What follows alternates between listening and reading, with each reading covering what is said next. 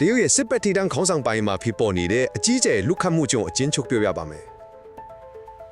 ဒီကိစ္စကတမရရှီကျင်ဖီရဲ့အရေးအဆုံးလူတွေအထိပါဝင်နေရမှုတမတော်တစ်ခုလုံးရဲ့တည်ငြိမ်မှုကိုပါမိကုံးထုတ်ဆရာဖြစ်လာနေရပါ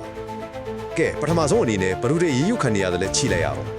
အထူးကတော့ဗဟိုစစ်ကော်မရှင် CMC ရဲ့ဒုဥက္ကဋ္ဌဗိုလ်ချုပ်ကြီးချမ်းရုပ်ရှာနဲ့စစ်ဦးစီးချုပ်လူဇန်လီပါ CMC ဆိုတာကတရုတ်စစ်တပ်ရဲ့အမြင့်ဆုံးအဖွဲ့ပေါ့သူတို့ကအမေရိကန်စီနျူကလ িয়ার လျှို့ဝှက်ချက်တွေပေါက်ကြစေမှုပြီးတော့အကတိလိုက်စားမှုတွေနဲ့စစ်ဆေးနေလေလို့သတင်းတွေထွက်နေပါပဲဒုတိယချက်ကနိုင်ငံရေးရာဘလောက်တောင်နည်းနည်းတယ်လဲဆိုတာပါဗိုလ်ချုပ်ကြီးချမ်းဆိုတာရှီကျင်ဖင်ရဲ့စစ်တပ်ထဲကယုံကြည်ရဆုံးဒုတိယအာဏာရှိဆုံးပုဂ္ဂိုလ်ပါအခုသူ့ကိုပါဖယ်ရှားလိုက်တော့ရှီကျင်ဖင်ရဲ့လူရွေးချယ်မှုမှန်ရလားဆိုတာမေးခွန်းထုတ်စရာဖြစ်လာတယ်စဉ်းစားကြည့်လေ2020နှစ်မှာခန့်ခဲ့တဲ့ CMC အဖွဲ့ဝင်9ယောက်မှာ9ယောက်တောင်ပြုတ်သွားပြီရှီကျင်ဖင်ကနောက်တစ်ယောက်ပဲကျန်တော့တယ်ဆိုတော့ဒါကခေါင်းဆောင်ပိုင်းထဲမှာမတည်ငြိမ်မှုတွေကိုရှင်းရှင်းလင်းလင်းပြနေတာပဲနောက်ဆုံးအနေနဲ့ဒီပြည်တွင်းပြဿနာကနိုင်ငံတကာကိုတော့ဂလိုတက်ရောက်နိုင်မလဲတရုတ်ကထိုင်ဝမ်နဲ့တောင်တရုတ်ပလယ်မှာသူ့ရဲ့စစ်အင်အားကိုပြနေတဲ့အချိန်မှာပဲဒီလိုရှင်းလင်းမှုတွေဖြစ်လာတာပါဒီလိုနိုင်ငံတကာလေ့လာသူတွေကတရုတ်စစ်တပ်ရဲ့တက်ခရဲအတင့်လေထားတကယ်ပဲရှိရလားဆိုပြီးအနီးကစောင့်ကြည့်နေကြပါတယ်